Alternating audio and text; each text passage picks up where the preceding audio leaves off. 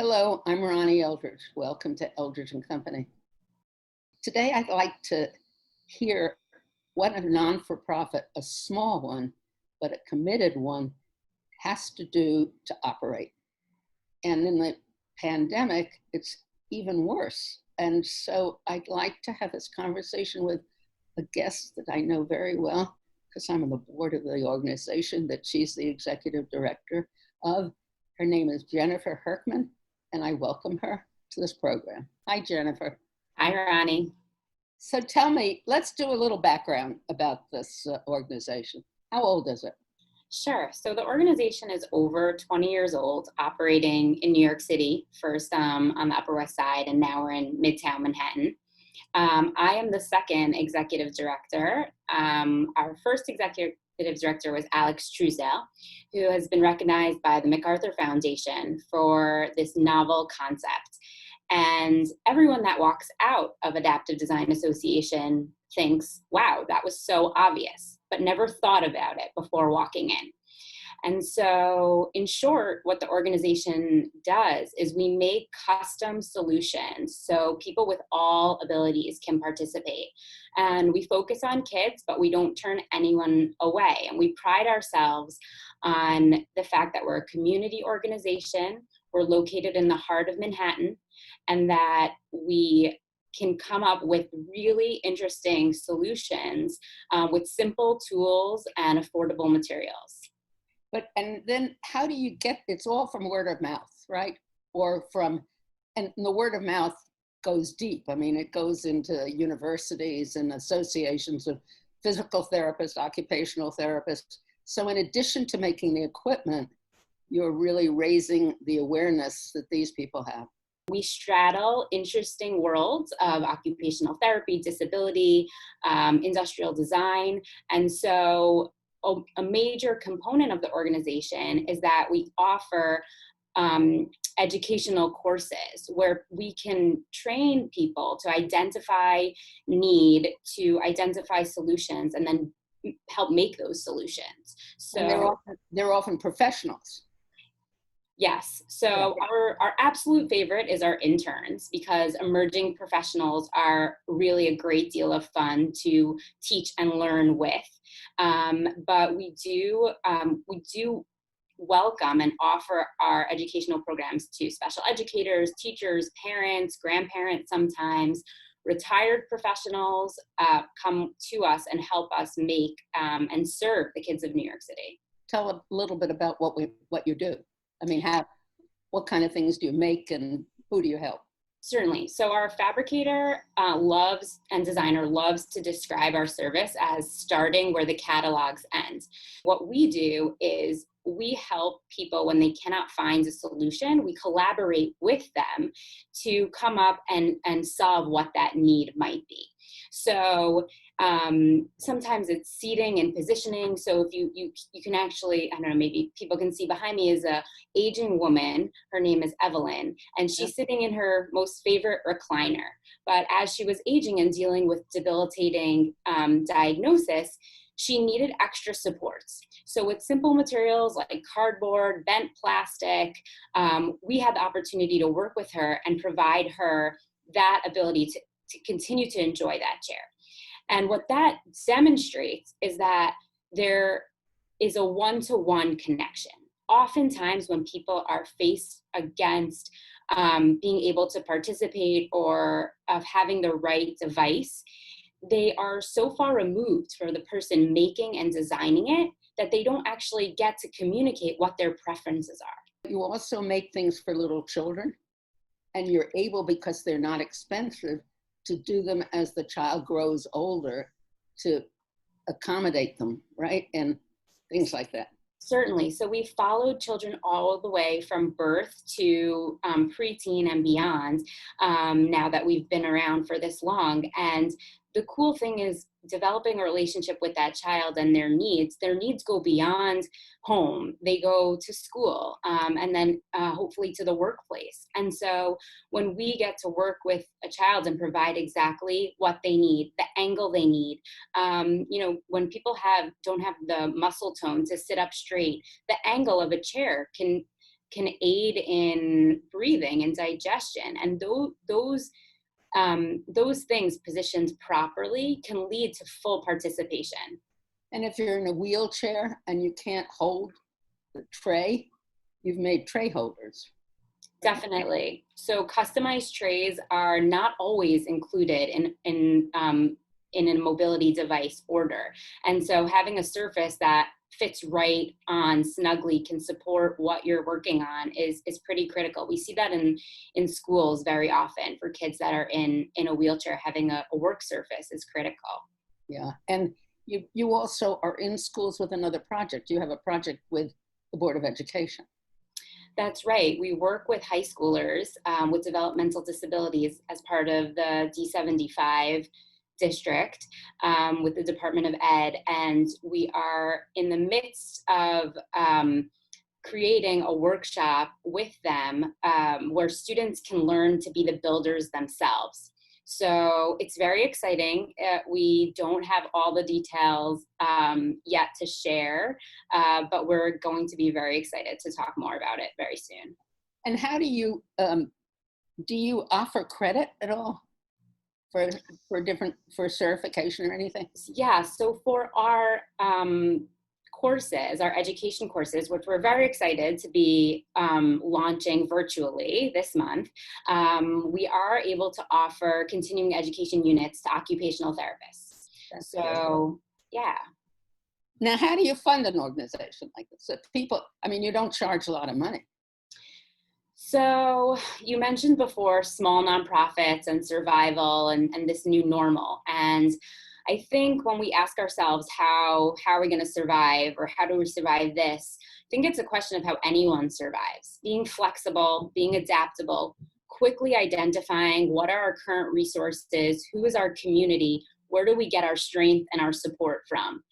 And our staff and board have been absolutely incredible in troubleshooting with us right from the very beginning. At the end of March, what can we do right now to serve our community? We launched our Always Adapting initiatives in order to provide face shields for local nursing homes and hospitals that couldn't get the protective gear they needed in their time of crisis. And how can we get all of our families cloth masks before they were affordable and available locally in the districts that they live in. And we're very, very excited to be making custom equipment and offering our courses again, starting this month. We have great support from our current foundations to explore what it would mean to minimize person-to-person contact, but continue to provide this service. So, when we say a small non-for-profit, I mean a small budget, really. Do you know how many organizations there are with the same size budget? And is it fair to say it's under 500,000? Slightly over 500,000, under $1 million for sure. That eliminates some funding, doesn't it? Because some foundations won't even look at your stuff unless you have a budget of over $1 million. Is that right? That is definitely true, but what it does make available to us is collaborations. Mm-hmm. So figuring out which partnerships are essential to then present to a funder that this is a well-rooted organization that has strong community ties and proven collaborations, so that we can be able to continue to provide the programming that we can. How much of your time is spent trying to get money? A significant amount of time. I think a small organization has limited resources in terms of where to seek out new funding. There's no doubt that there's a need for this service. I like to say that we're a social service, but with something tangible to deliver. And so it's very easy to see the need once it's been demonstrated to you. And just to elaborate on how the personal attention that people get is the whole question of if a client is in Brooklyn and they can't make it into the shop, then somebody goes out there and they measure and they do it. Then they go back out to adjust it, and then they go back out to deliver it, right? That's true, yes. So, and then when you make something, sometimes you're even distributing it in your car. So I just want people to understand that it's the soul of the people working there that really makes the difference. How many people are on your staff? We have 8 people currently on staff. I'm very privileged to work with a diverse set of skills. So we have, an occupational therapist and an industrial designer. We have a very unique role, which is community partnerships coordinator. And I think it's that role that is the heart and soul of the organization, because that is the person responsible for nurturing relationships with parents, with therapists, with school systems, with other organizations, with government officials, showing up at advocacy meetings, really plugging us into the conversation and the community of what people are dealing with in the city and how we can best serve them. And you have to have somebody to write proposals, right? I mean, that's the basis. That's right. And our grant writer is absolutely fabulous in really challenging the rest of the staff to come up with ideas and ways in which we can present and better serve our community. How much do you get from a contract with the government? So, yeah, go on. So we used to have a fairly simple process by which we were able to be reimbursed for equipment made for early intervention. Unfortunately, the new process that was adopted by the Bureau of Early Intervention. Is that the city or state? It's both. They collaborate, has really excluded us from that equation. It hasn't prevented us from providing equipment for early intervention children, so that's 0 to 3. There is some data to say that if at that stage, babies meet milestones fairly quickly. And so if you have the right chair, you have the right stander, you have the right tray to facilitate meeting those milestones, it could make all the difference. So yeah,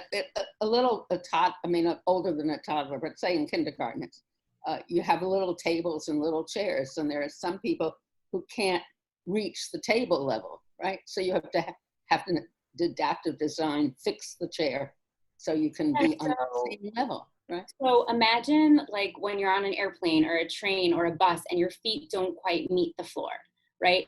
You feel very fatigued by that. Often you'll put like a knapsack or a pillow or a blanket to sort of, meet you where you're at. And so for many children who are in school and have feet dangling, that causes them to be fatigued, which can affect their handwriting, their concentration. So even something as simple as a footrest is something that could drastically improve some child's availability to learn. So we didn't talk about what you charge or how the people pay. So it's always this tricky question. The policy of never say no predates my time at the organization, and that's what we operate on. We never want finances to come between the person and the equipment that they need to function, to participate. And so that's our basis for operation. We do have foundations that support paying directly. Every client receives an invoice, and that invoice helps communicate to the parent, to the therapist, to the teacher that this item is of value. Because as you know, we work a lot with cardboard here, and it does look beautiful at the end, but people, we never want someone to misunderstand the personal value of this item. It's priceless to the person who receives it because it's just right for them. So you can underwrite it sometimes. That's right. And you get some money from discretionary funds from members of the city council? Yeah, so we're very lucky to receive that funding because it allows us to provide our programs for visitors and for programs for young adults or high schoolers actually with developmental disabilities, and having them participate in the making and understanding and making the equipment that we're making. So we teach the techniques to them. And through the Speakers Initiative, we're actually able to provide tours and workshops for hundreds of people annually that we have just migrated to virtual. So we're trying to recreate the experience of visiting the workshop, because when you see the tools and materials and you see the pictures on the wall, it's impossible to forget. It makes visitors, this place is an amazing intersection of design and humanity, and you leave changed. There's a spark inside you that, sends a message and disrupts how culture has presented people with disabilities. And you begin to see it as people with different abilities. That's so interesting, because you're really developing a new value for them and for other people, right? Something. What about the private sector? I know the board has talked about this, and you've talked about it, and sometimes the corporation wants to have a day of activity, and we try. I don't think we've been too successful to interest some company with this is a day project, but we're always experimenting, right? Or looking for ways to do it. You're on you GoFundMe or whatever the site is. Yeah, we're on. We have our Always Adapting on Fundraise. Yeah. So the question of the private sector, it takes tremendous cultivation of relationships to break through. And we've had the community of supporters for so many years, and have yet to bring in new, fresh eyes to it. And you would say, even before I would, that we can definitely use some new and diverse voices on our board. And one project through a corporation that worked spectacular was a company called Newzella. And what they did is their tech department was being required to think more about accessibility on their online platform. And they thought, and the wife of one of their technicians was an OT who took a course with us. This just shows you like the word of mouth and how small, our network could be. And she suggested coming to adaptive design to experience making adaptive equipment and learning about accessibility and diversity in that kind of tangible way before going back to the workplace. So then they could think like, oh, we're writing this code for this computer software to make it more accessible, but who are we really serving? Who's that end user? And we're able to provide them that unique experience of understanding that a little bit deeper. And did you get a contribution as a result? We did. They were very generous with their, we had, I think, 30 or 60 employees for a couple hours, and their contribution helped cover the cost of, I think, 3 kids. So, I mean, functioning in New York City is expensive, but the need in New York City is great. And so we're determined to make it work. I remember that we did a large project on the Morse code. Want to describe that and how much work that was? Yeah. So what's really unique about Morse code is it falls into the category of an alternative communication system that people can use who don't have a verbal voice or audible voice.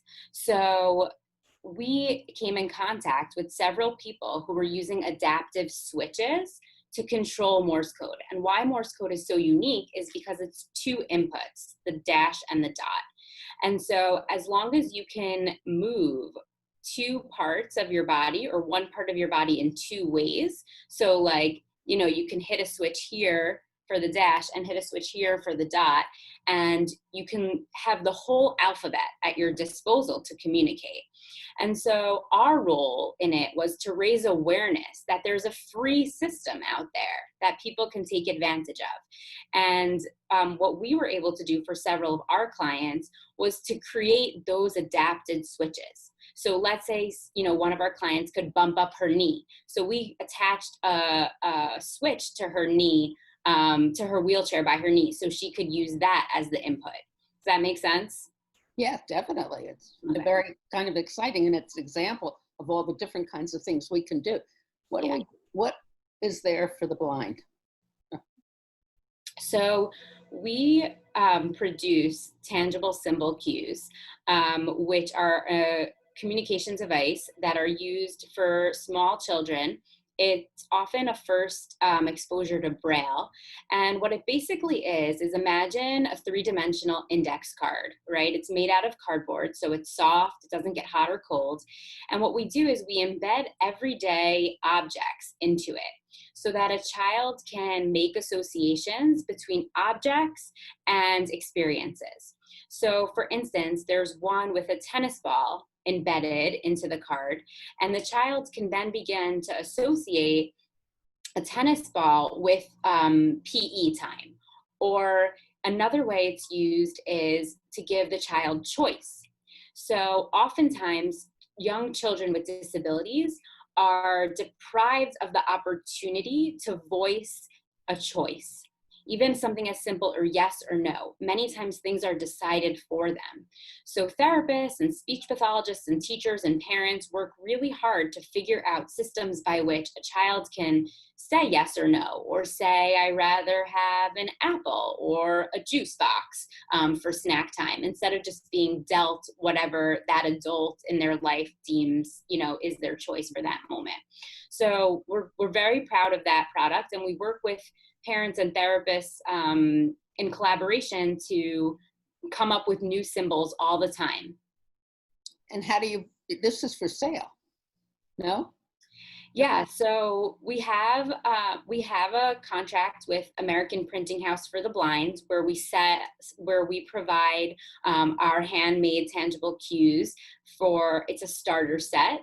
And it comes with an information manual, and that can be ordered with federal quota money directly through American Printing House. And then we make ourselves available to deaf and hard of hearing specialists and speech therapists, and provide them opportunities to come to our workshop with ideas of their own, to embed the cues themselves. Right. And that's another goal of the organization, is to make it self-sufficient. That we would love to collaborate, right, with companies so that we could make in volume some of the things that we use that are so easy. Is that right? Definitely. The American Printing House for the Blind is a wonderful partner, and we know that there are other partners out there that we haven't met yet that would help us break into new communities. Maybe there is a need for the tangible symbol cues in the autism community, or in stroke victim community. Really anyone who is relearning or learning for the first time associations with symbols and words and activities can benefit from it. Now, when hopefully this pandemic is over, it'll be in the workshop, which is at where? What's the address? 36th Street. 313 West 36th Street, between 8th and 9th. And you can see samples of everything that Jennifer has talked about on the website, which is extensive and deep, and you can find all of the details of what we have. And what's the website? Is www.adaptivedesign.org. Yeah, and it's very simple. So we're really coming near the end. What's the final message?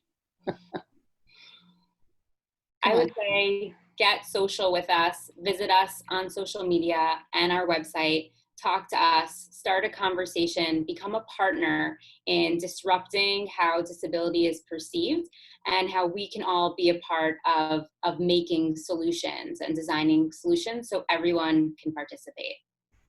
Thank you so much for coming in. This small but dedicated, committed, and everything else, not-for-profit, it's not duplicated, but there are other devoted not-for-profits that are in the same kind of situation, which is telling people what they do and trying to have them support. In adaptive design, and I'm sorry that I'm on the board and it's such a personal thing, but I love it. And as Jennifer said, I've been around there for a long time, in and out of activity. But really look at the website and see why we continue to exist and struggle to exist all the time. Thanks, Jennifer. Thanks, Ronnie.